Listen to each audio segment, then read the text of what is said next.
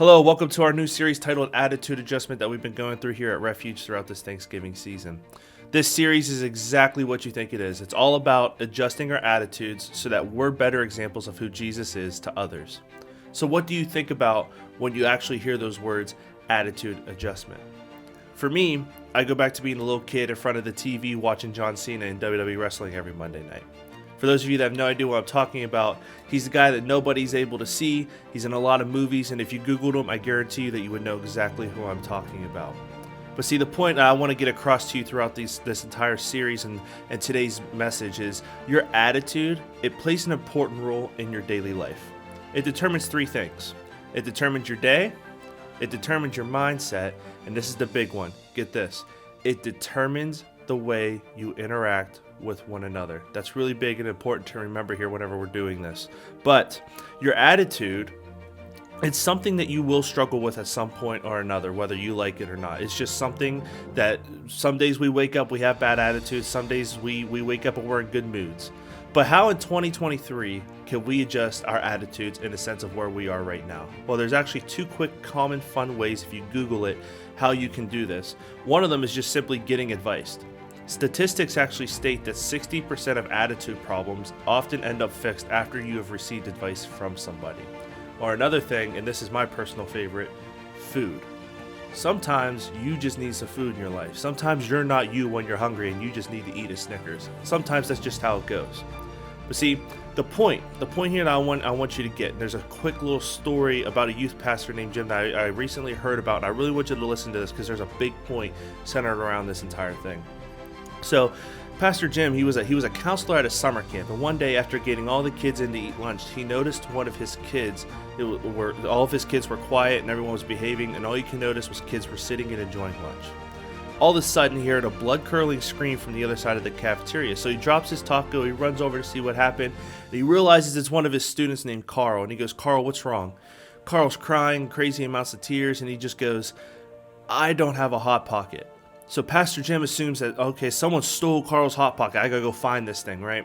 But only comes to find out that he was only upset because his friend across the table had one and he didn't. So Jim was very confused in the moment, very wondering why is this? How does this make sense? But see, Jim didn't see the picture that Carl was seeing. Carl wanted a Hot Pocket, and because someone else had one and it looked great, Carl was very blind to the lunch that was in front of him that was far more superior than a lukewarm Hot Pocket. See, Carl's obsession with what he had from what he didn't have distracted him from what he did have. So here's the point of this, and this goes with everything that we've been talking about. If you always want what you don't have, you'll never be thankful for what you do have in this season. And there are times where I believe we have been blind to the amazing blessings that are actually right in front of us. Matthew chapter 13 in the Bible, we see the story of Jesus. He goes back to his hometown, and many of us know the story, but it says this. Let me go into this. It says, when Jesus had finished parables, he moved on from there. Coming to his hometown, he began teaching the people in the synagogue, and they were amazed. But then they started questioning him. Where did this man get this wisdom and these miraculous powers? Isn't this the carpenter's son? Isn't his mother's name Mary? And aren't his brothers James, Joseph, Simon, and Judas? Aren't his sisters all here with us? When then did this man get all of these things?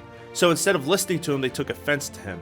But Jesus then said, a prophet is not without honor except in his own town and his own home. And he did not do many miracles because of their lack of faith. See, the people in Jesus' hometown were blind to the blessings that were right in front of them. And it cost them a chance to experience God and experience him. They needed what we call an attitude adjustment. And it was because of how blind to the blessings that they were. See, another example of this that's more life relating. How many of you have ever misplaced something that was right in front of your face? Whether it's your keys, your wallet, your book bag, anything like that. I've misplaced those things all the time. But what was your attitude while you were trying to find that said thing? You were probably very upset, very irritated, and you were just probably not wanting to be talked to. You were telling everyone, get away from me. I don't want nothing to do with anybody right now until I find my keys, my wallet, or my book bag. Sometimes that's just how our attitudes get. And see, the point is when we are asking or looking for blessings from God or others, they're actually usually right in front of us. So, you're looking for that item, you're looking for your wallet, your keys, or whatever it may be, and it pops up that it was actually right in front of you the entire time, and you have been staring at your keys and your wallet the entire time, but you didn't know, you were still looking for it anyway. See, our blessings are oftentimes right in front of us. And in this example right here, school. School is a blessing whether you want to believe it or not. School helps you receive education, it helps you become a person of influence and a leader, and it helps you break cycles within your families. And I can't tell you the stories I've heard of how people ended up living better lives just because they graduated from high school. Statistics say those who graduate from high school and receive a diploma are more successful in life overall. So the reality of it is, what blessings like sports, schools, movie, video games, all these things that are right in front of us that we don't realize. These are all things that actually help develop us and help make an impact in this world. But we don't often see it that way though. And just like the people in Jesus' hometown, they didn't see the blessing that was right in front of them. And they were blind to the amazing things that were right in front of them. So today's topic, lesson, whatever you call it, it's all based around this one thing, which is our attitude.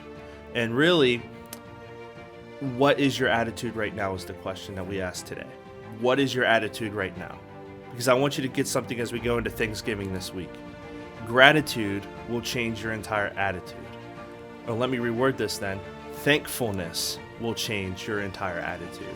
Because see, being thankful for what you already have and what is right in front of you now, that's the most important thing.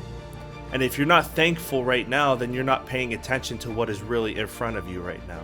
Because see, the practice of gratitude and thankfulness not only brings you closer to God, but it empowers you to find peace despite your problems. I'm going to end on this. It's another Bible verse, Colossians 3:16. It says, "Let the message of Christ dwell amongst you richly as you teach and admonish one another with all wisdom through psalms, hymns, and songs of the Spirit, singing to God with," get this, "gratitude in your hearts." So let gratitude change you this week.